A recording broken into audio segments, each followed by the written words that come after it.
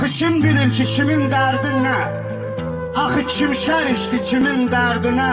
Adamın doğması dəyir qəlbinə, könül yad sözündən bulanmır axı. Sərək yaxamızdan çəkib aparır, dərdi sinəmizə əkib aparır. Hər gələn bir kərpiç söküb aparır, ömür boş-boşuna talanmır axı. Yaxşı gör, heç nəsir deyil, hamı bir görünür, hamı bir deyil. Bunu mən demirəm, atalar deyir, söyüd də badama calanmır axı. Radiyaz bitməsin, yazmaq həvəsim, öz üçün ağırdı dərdi hər kəsin. Bağa su gəlmirsə bağban neyləsin, güllər göz yaşından sulanmır axı.